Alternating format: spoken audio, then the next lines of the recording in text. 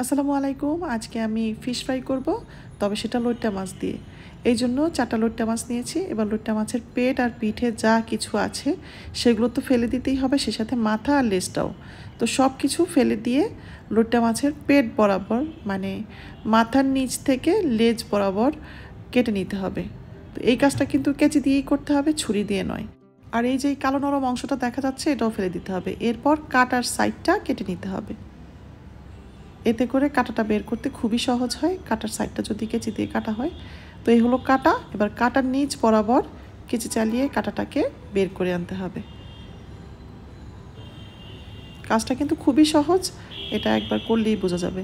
তো যাই হোক, এবার এই মাছগুলোকে, মানে যতগুলো মাছ, 4টা মাছকে ধুয়ে নিয়ে লেবুর রস আর লবণ দিয়ে 1 ঘন্টা মেখে রেখে দিব। এতে করে মাছের ভেতরে যে পানিটা আছে সেটার অনেকটাই বের হয়ে আসবে আর গন্ধটাও দূর হয়ে যাবে। 1 ঘন্টা পর মাছগুলোকে ধুয়ে হাত দিয়ে চেপে আর ঝাঁঝরায় রেখে যতটুকু সম্ভব পানি বের করে নিয়ে এর মধ্যে দিয়ে দিচ্ছি একটু করে আদা, রসুন, মরিচ গুঁড়া, লবণ আর ওয়েস্টার সস।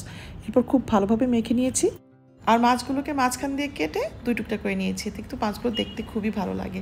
তো যাই হোক, এবার তরকারির বড় একটা চামচের 1 চামচ ময়দার সাথে আধা চামচ কর্নফ্লাওয়ার, সামান্য একটু লবণ ভালোভাবে মিশিয়ে নিয়ে এর মধ্যে দিয়ে দিচ্ছি মেখে রাখা মাছগুলো।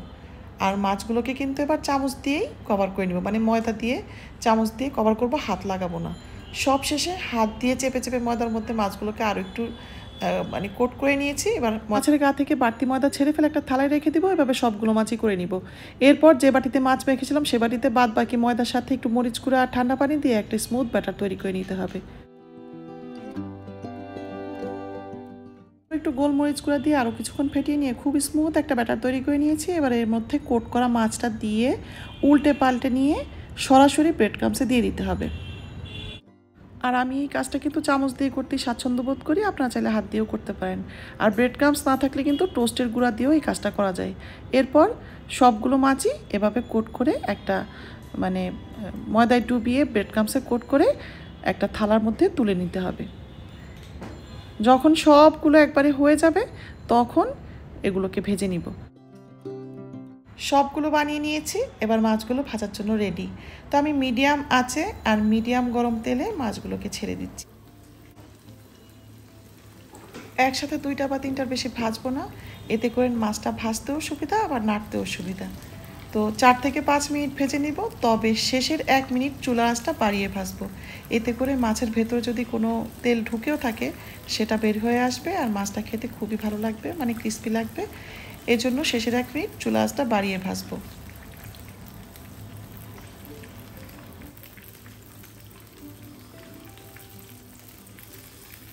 আমরা সাধারণত কোরাল বা রুই দিয়ে ফিশ ফ্রাই করে থাকি, কিন্তু লইট্টা দিয়ে যে এত ভালো ফিশ ফ্রাই হয় সেটা না বানিয়ে খেলে বুঝতে পারবেন না। 1 ঘন্টা লেবু আর লবণ দিয়ে মেখে রাখার কারণে মাছের কোনো গন্ধ থাকে না, খেতে হয় দারুণ। আরও একটা জিনিস আমি বলতে ভুলে গেছি, মানে দেখাতে ভুলে গেছি, সেটা হলো মাছ ভাজার এক পর্যায়ে আমি কিন্তু প্রত্যেকটা মাছের মাঝখানে এই কাঠের খুন্তি দিয়ে ফুটা করে দিয়েছি। মানে প্রত্যেকটা মাছের মাঝখানে যদি ফুটা করে দেওয়া হয় তাহলে ভিতরটা হয় খুবই ক্রিস্পি। তো যাই হোক, মাছ ভাজা হয়ে গেলে তুলে নিতে হবে। এরপর লেবু, শসা বা সস যা ইচ্ছা তা দিয়ে কিন্তু খেতে এটা দারুণ লাগে। আজকে এ পর্যন্তই। সবাই খুব ভালো থাকবেন। আল্লাহ হাফিজ।